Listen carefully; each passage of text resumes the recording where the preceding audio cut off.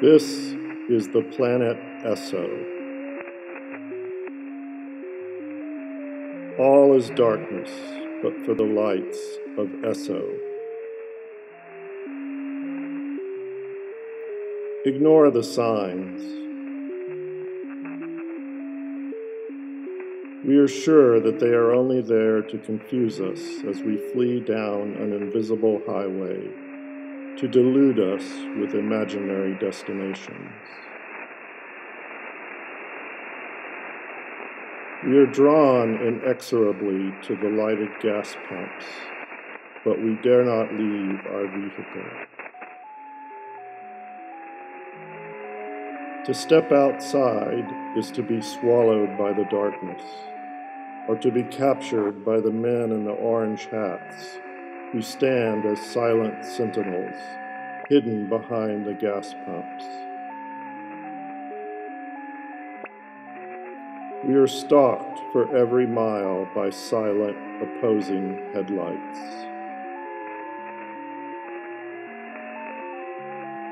Are they allies of the men in the orange hats, or just another enemy?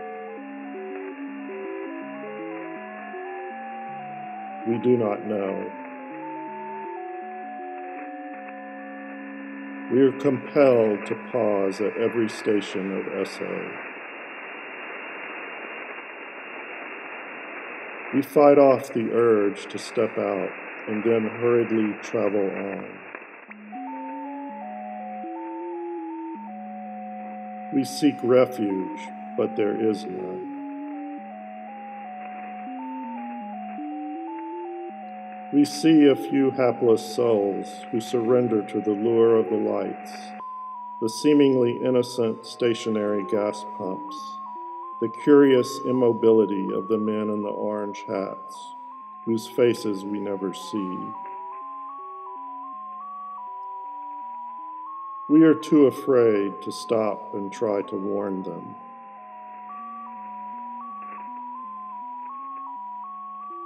Then there are the men in the gray hats, who stand like the orange hats, silent behind the pumps. We've speculated if the gray hats are friendly, but their behavior gives us no clue. For some reason, we believe they are saviors, but who can tell? So we follow the lights. We dodge the headlight creatures. We watch for orange hats.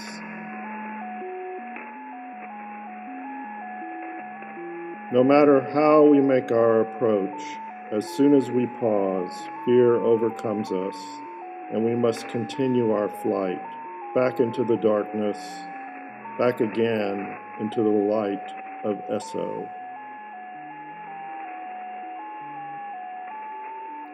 The curious egg shape of Esso's godlike symbol must mean something, but nothing in our experience on these dark roads tells us any more than that we must travel on.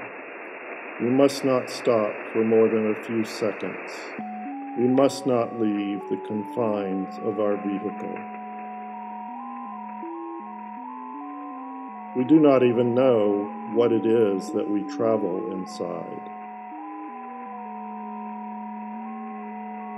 Are we simply one of the headlight creatures wandering aimlessly from station to station? How are we even seeing what we are seeing?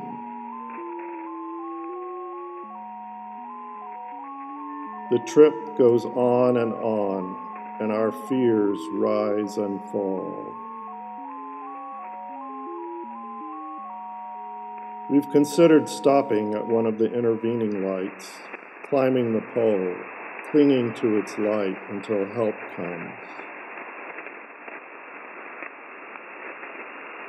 Those intervening lights seem somehow neutral, neither friend nor foe. But that would mean stepping into the darkness, and who knows if we could climb the pole. Do we even have limbs, hands, and feet to climb with? We wander as if lost, but are tricked by the signs along the way to imagine that we have a destination. There is no Highway 46, no flights, no Franklin Lakes. It is all a ruse. That much we are certain of.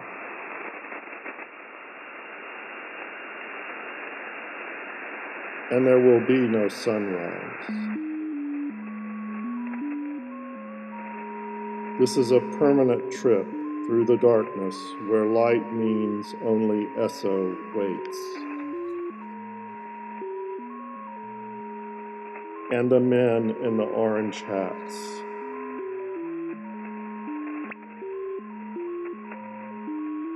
And so we travel on, crossed by the headlights of the other vehicles.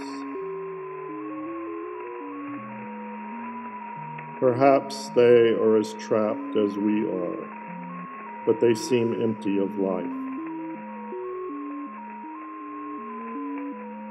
They seem to be merely in opposition to us.